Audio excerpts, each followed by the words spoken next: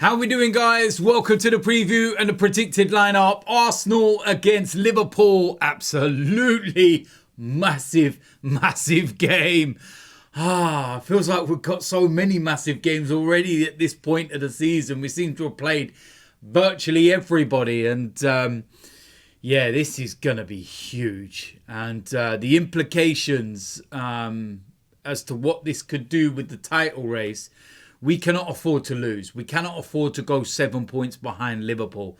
That defeat by Bournemouth just kind of threw everything all over the place. And I think it's very easy to forget that we've only lost once in 6 months. But I think maybe some of the feeling down in the dumps and that feeling sorry for yourself, shall we say, may well come from the fact that we've got so many players missing and the injuries, and there's no William Saliba because of suspension, and it just feels a little bit gloomy, shall we say. And that may well be why everybody's feeling the way they are. Even I'm like it as well. I'm kind of excited, but I'm also apprehensive, and I'm also thinking, please turn up. And, not the same kind of performance that we turned up with, in the Champions League in midweek. And listen, Liverpool, they've had a great start, under life without Jurgen Klopp. It's a Jurgen Klopp team with a new manager,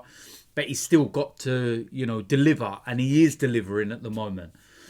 They've also had a defeat, the Nottingham Forest game at Anfield. But when I watch them and I watch some of their games, and, they cause a lot of problems and they can be very good offensively. The one thing I will say about Liverpool is that I feel you can get there, at them defensively.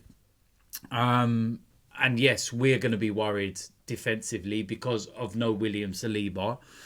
But I do, when I look at Liverpool, I look at their last game against Chelsea. I even look at their game against Leipzig. And I think that there's areas there that we can exploit. And listen, we're at home at the end of the day. So there's no, would you take a point or no, end of. When you play against one of the teams that you're fighting for a title with, you have to win your home games at a minimum. You take a draw with the away one, but at home you have to win. We did that last year. Very good win. And we're going to have to be at it. And that's the crowd, the players, everybody at it. So, listen, team lineup is going to be the interesting one. Will Bukayo Saka be fit? I actually think he will be fit. It's not unlike Mikel Arteta to, keep Bukayo out of the media camera, shall we say, or I'm not even Bukayo in particular, but a player in particular, when they might have a question mark over an injury or something. I think Calafiori isn't going to be involved. Jurriën Timber, I see it over social media, somebody very eagle-eyed. There was a picture from training and you could see Jurriën Timber just about in the background. You should know by now, Arsenal, when it comes to tracking down players and clouds and all kinds of stuff, it's like, but I feel the Saka one, there's going to be so many, eyes looking to see if he's there. Even when, we're going to the hotel tonight and everything, there's going to be like, did he get off the bus? And did he this? Did he that? It wouldn't pull it past Mikel Arteta getting Saka brought in a private car and taken for a back exit just to confuse everybody. It's crazy, isn't it? But listen, like I said, defensively, there's going to be some question marks because no William Saliba.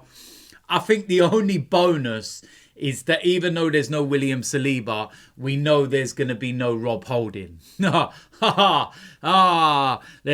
of that rubbish, all right? So I've seen some really random predicted lineups this week. Some with Declan Rice in at centre-back, stop. Some with Kiwior in the side, stop. Some with Thomas Partey at right back. Stop. Okay, I think in the last, 2 games in particular, Thomas Partey's been really good. And when we took him out of the centre midfield and put him right back in the Champions League game, there's a reason why we lost our dominance. Because Thomas Partey weren't there. None of this. Ben White's not injured. He came off for tactical reasons in the Champions League. And Mikel has already said it's because he was on a yellow card and they were just saying, we've had too much go on lately. Let's not take the risk. Get him off. Job done. Jurrien Timber coming back. One of those will go in at centre-back for me. And I think there will be a couple of surprises in there. But I'd love to see a couple of surprises. I would love this to be the game where Mikel leaves you all sitting there going, wow, I weren't expecting that. There was a game a few years ago. Was it Chelsea at the Emirates where we threw some madness in and just like, I think it was Saka and Smith Rowe, wasn't it, that started when it wasn't meant to be, or nobody thought, that Smith Rowe was going to start. It could be a similar situation where somebody, you go, okay, they're definitely not starting. Who knows? So, listen, with that said, let's go and get into the predicted lineup. Starting off in goal, David Raya. Very, very straightforward. Right back, I'm going to go with Jurrien Timber. He will come in there. He could go right centre-back, don't get me wrong, because he's played there before for us in pre-seasons and whatnot, and he could keep Ben White there, but I feel he will have Jurrien Timber at right back. Right centre-back, Ben White. Very, very straightforward, and I've explained my reasons. It could switch round. It could be Timber, and, Ben White stays on that right, but I just feel this is the way round it will be. Left centre-back, Gabriel. Very, very straightforward, and I think it's very important to keep that right and left foot balance and everything. People that want to put Kiwior in and everything and play with 3 left-footed play, just stop. Stop. This is what it'll be. Left back. Now, this is where there will be some question marks. I will go with Miles Lewis-Skelly.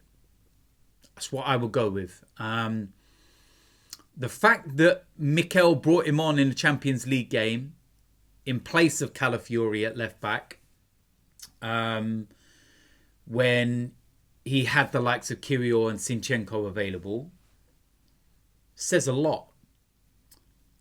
When he needed somebody to come on against Man City when we was away a month or so ago, he trusted Miles Lewis-Skelly.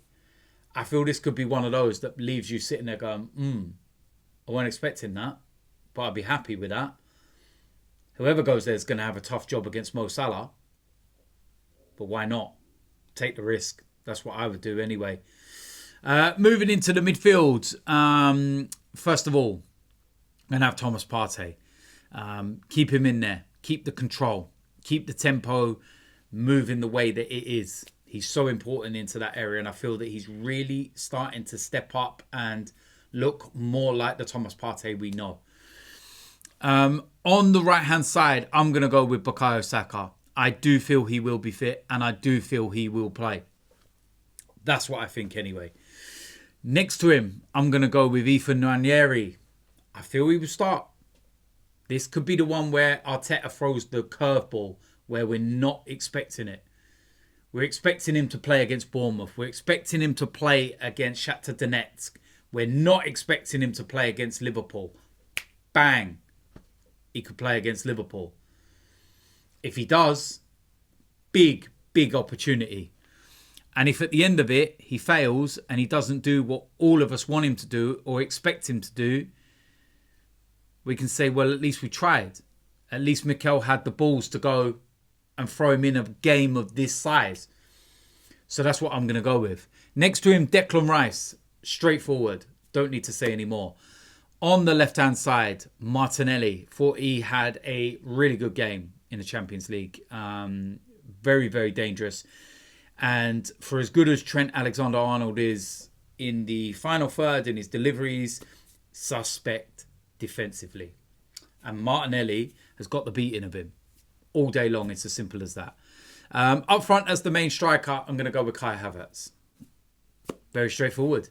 Can occupy the Liverpool backline and cause problems. And we're just going to have to go out and do the business. I've seen some people talking about Martin Odegaard. Could he be fit and ready and available? And even if Odegaard was fit and available for this game, he still won't start. Bench would be best case scenario. Simple as that. But yeah, listen, Kai Havertz starts. It's as simple. So listen, there we go. That is my lineup. There's a couple of curveballs in there. A couple of ones that I'm not sure whether Mikel will go with. But if he does, I think we'd all be happy with it. I think that lineup's strong. I think that lineup's more than enough to be able to beat Liverpool. And that's exactly what we need to do. We have to beat Liverpool. No ifs, no buts, no nothing.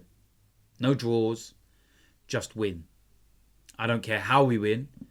I don't care how many goals we win by. I don't care if it was a scrappy 1-0 to the Arsenal. Get the win. Get the 3 points. Move a point behind them. And we move on. It's as simple as that. So, listen.